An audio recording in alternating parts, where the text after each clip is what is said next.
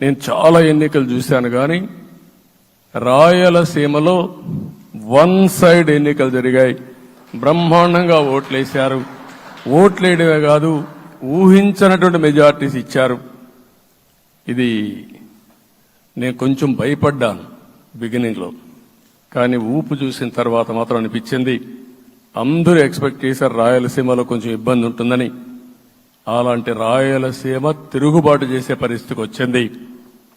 దానికి కూడా మనందరి మీద బాధ్యత ఉంది. కర్నూలుని అన్ని విధాలా అభివృద్ధి చేసే బాధ్యత Telugu Desam party, Janasena, BJP, NDA కూటమి తీసుకుంటామని కూడా హామీ ఇస్తున్నాను.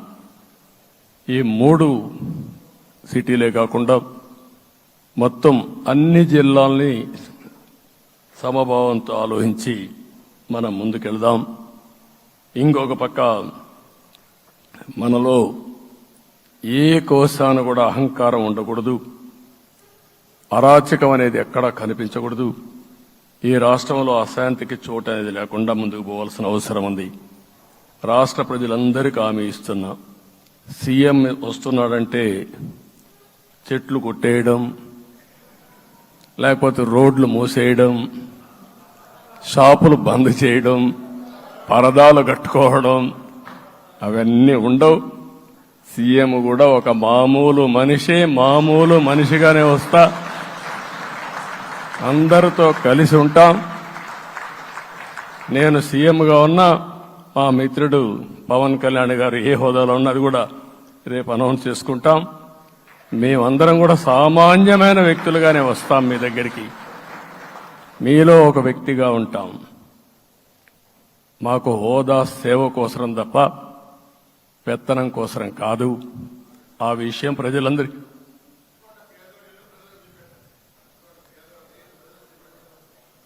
అవన్నీ చేస్తాం. ఇంకొక పక్కన నిన్న మొన్న నేను వస్తానంటా ఉంటే వాళ్ళకు కూడా తెలుసు కాబట్టి ఎన్డీఏ అభ్యర్థిగా అంటే శాసనసభ నాయకుడిగా ఎన్నుకుంటారనే ఉద్దేశంతో, ముఖ్యమంత్రి అవుతాను ఉద్దేశంతో రోడ్లన్నీ కూడా నిలిపేస్తాను. నేను ఒకటే చెప్పాను, మేము వచ్చినప్పుడు ఒక్క నిమిషం ఒక సిగ్నల్కి ఇంకొక సిగ్నల్కి కొద్దిగా గ్యాప్ పెట్టుకోండి.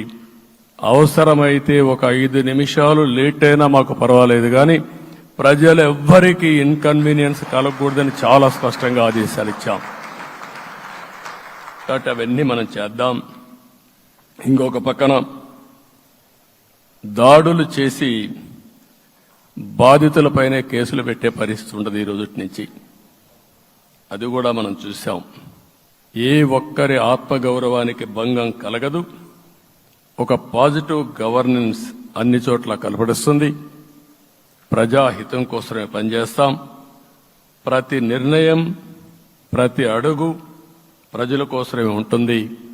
స్టేట్ ఫస్ట్ అనే నినాదంతో ముందుకు పోతాం. ఈరోజు మేము ముగ్గురం కూడా ఢిల్లీలో వెళ్ళినప్పుడు కూడా మా ఆలోచన ఈ రాష్ట్రం ముందుండాలనే ఉద్దేశంతోనే ముందుకు పోయాం.